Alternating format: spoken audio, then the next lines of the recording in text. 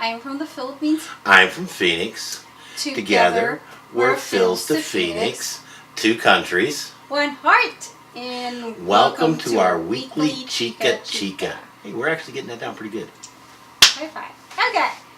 So, last week. Yes. So we really didn't do a whole lot. From Monday to Wednesday. Monday to Wednesday, I did a little bit to get stuff ready, finalize packing, picked up a few items to go. Yeah. Wednesday is more of like post-packing and preparation of the things we need to bring. Because we went to that Mexico mission. We went to help One Missions build a house in Mexico for a family. Yes, it's actually a really cool organization. So Pure Heart is partnering the One Mission. It's actually a community development where the people can volunteer to 200 hours. And they could get a house. But they're required to do it. Yes. To contribute 200 hours community service. Yes. Either whatever project it is that they're helping, either it's sewing, gardening, helping cooking. Right. One Missions has a bunch of different projects within the community down in Rocky Point or Puerto Penasco. And I actually like it though. Like maybe one day in the future, back in the Philippines, I want to try to do that so people could have that skills. And in the Philippines, there's a lot more community involvement to begin with. Oh yeah, that's already that's given. And then. But yeah, the One Missions thing is their model. I'll agree with you. I'd really like to see if we could, in some reasonably close format, take back to the Philippines and do. Yeah. So Thursday around 12, John and Bob picked me up around 11 o'clock. You picked me up. Picked you up at 11. And then we dropped at church and then put all the baggages in the van. And that's pretty much it. And we head down to Rocky Point. Yeah, everyone met at Pure Heart Church, and we packed. Bob dropped us off, and we were a little bit early. We were actually the first ones there. Actually not. We just didn't see them. Well, yeah, one of the interns was actually there earlier in the day because of being an intern at the church. Yeah. So. But he had all of his bags with him because he was going that day too. So, and as everyone showed up, that they started doing all the packing and all the got everybody's gear together, and everybody met and we prayed and we went off. Yeah, so we arrived in the camp around 6 o'clock or 5 o'clock. Yeah, we stopped. Gila Bend. We stopped in Gila Bend, and then we stopped in Y, Arizona. And then head straight to the camp. And then we have dinner with the team. And we had dinner with all the teams. That there was 5 teams that went out there. Yeah. This weekend to build houses. No, just us, the few Pure Heart, and then we have welcome meeting. Remember? Right, but when we had dinner, everybody got together, but we kind of go to the Carandura, remember? Oh, I forgot. Yeah, we did. And then after we have go to the Carandura, we actually get some ice cream. Remember? That was very good. Yes, and then 8 o'clock. We're kind of late, of course, and they have a short welcome meeting for all the churches that went to the camp. That's when all the different churches got together. Yes. And from there out, the meals were all taken communally. That we normally sat at our own individual tables because everybody knew each other. But yeah. And that's what I forgot that Friday or Thursday night. Yeah, we did. We went out to a local restaurant it was a Carandarias type restaurant, and they had some really good beef tacos there. It was really awesome. I like them. It's so different from here.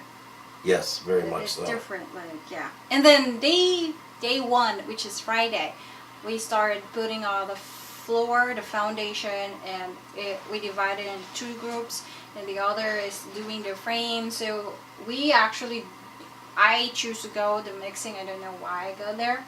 It's like more of a labor work. So we mix like evening on Friday. My hands are sore. But anyways, I asked John to get ibuprofen because it's super sore, and in the morning it disappear. Day 2, we put, so flooring is done. We put the We walls. poured the floor and let it cure overnight. Yes. And then the walls that were already pre-framed, Yeah. they got put up on day 2. Yes, and the roof and the stucco, the fin. Yeah, we put the stucco. Yeah, they put the roof on The chicken and the wire. first coat down. Yes. And then they did the chicken wire over the sheeting Yeah. and the scratch coat for the stucco. Yeah, it was like for like 15 or no people actually. Yeah, there was actually like 17 that went, but there was another gentleman that he works with the media team at church and myself that really didn't do much other than Total photo. 16. Actually, total 16. 16? Yes.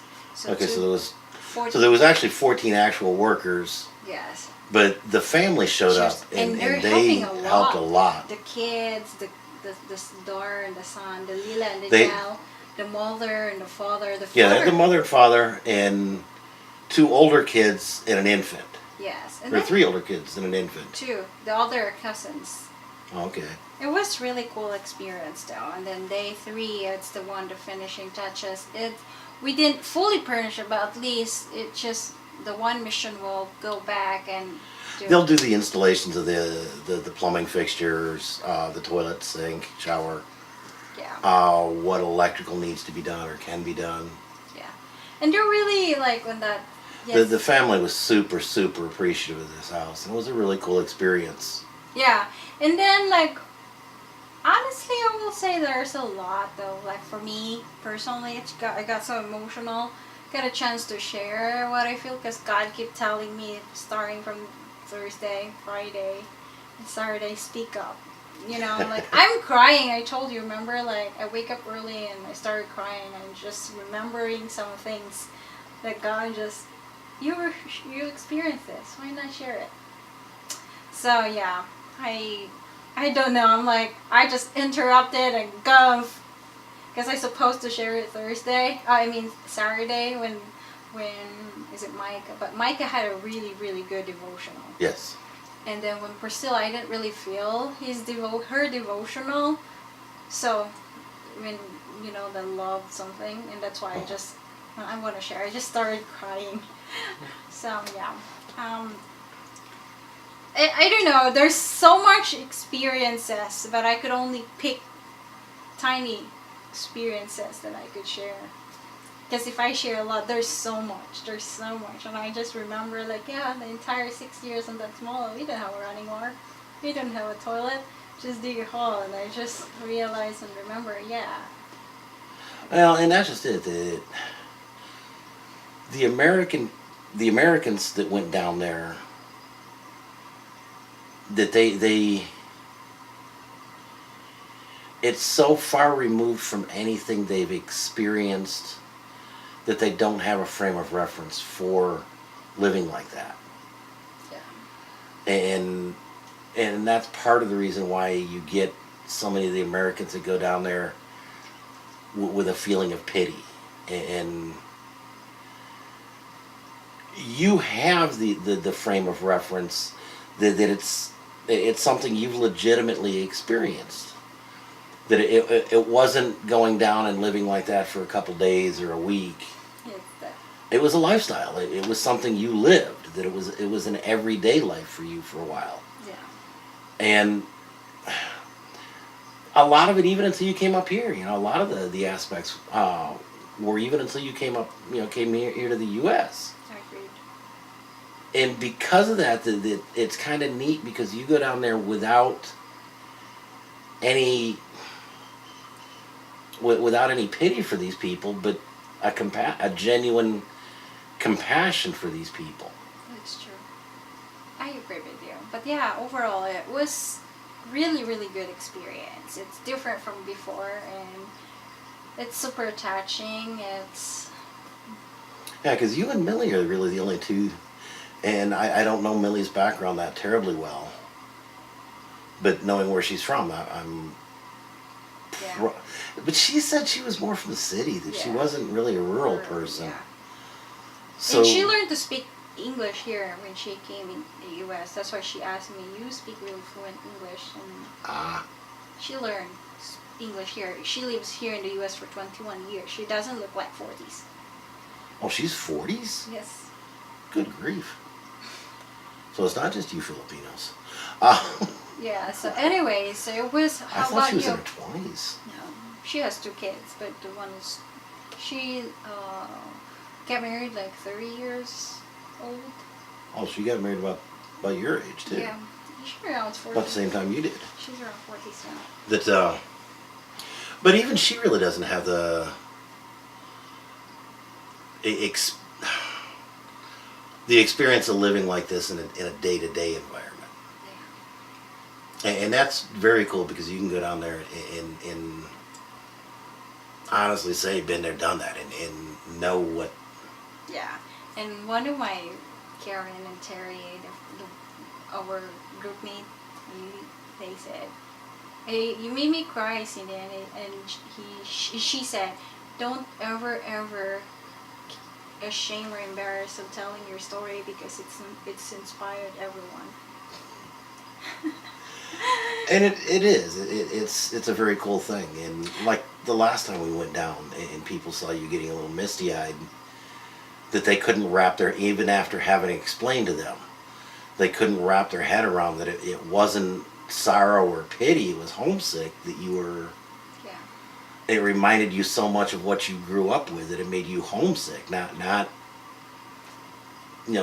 feel sorry for these people or pity them in any way, that it was a compassion and a sympathy of genuinely having been there and done that. And it's something that very few Americans, if any, can really understand or wrap their head around.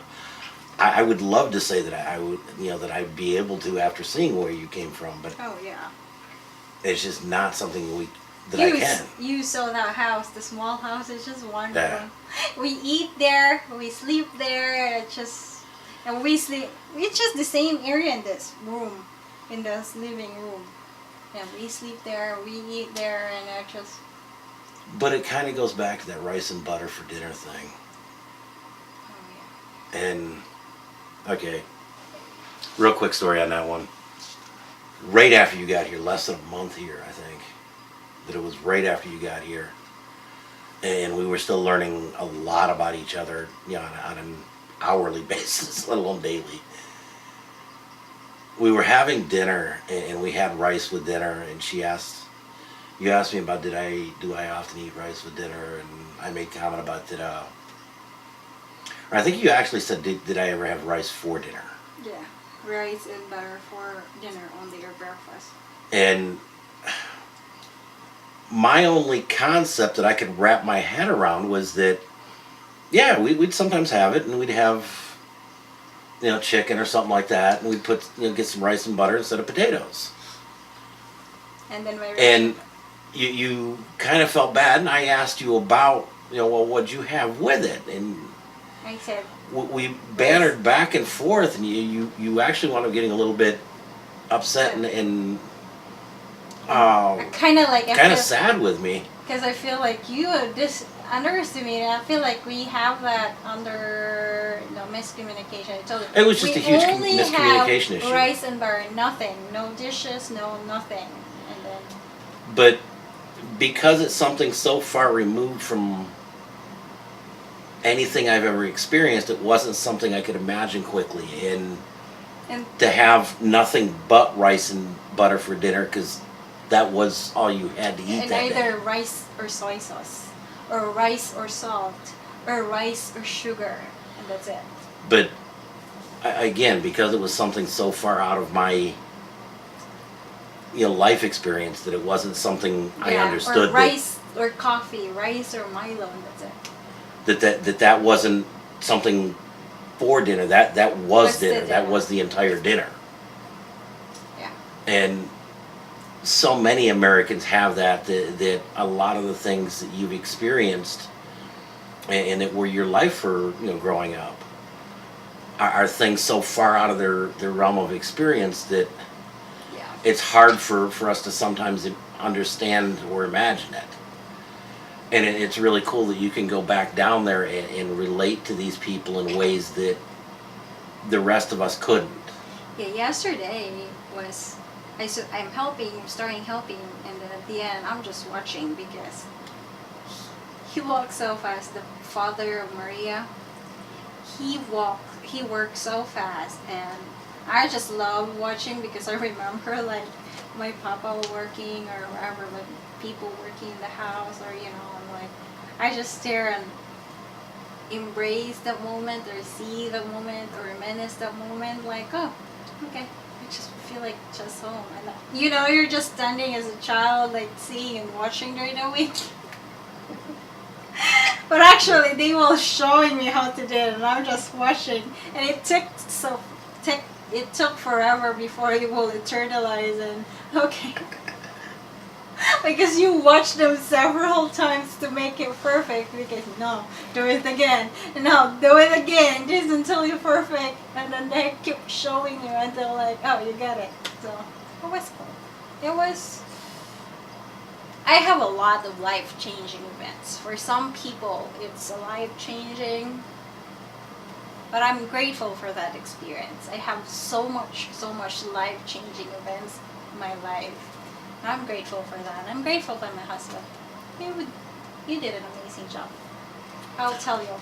All I really did this weekend was a whole lot of photo video. So You did an outstanding job being patient and being understanding and seeing the side of me, and for supporting me. one of the other people that went down was an intern with Pure Heart that did a lot of video work.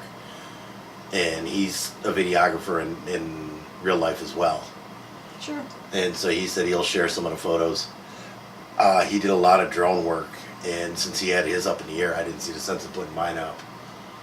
So I'm going to try and get with him and get the photo and drone footage from him as quickly as I can, and hopefully by Friday get a missions recap. We need to have a short video from my work. I need to do a really short video, so I'm probably going to try and get that up.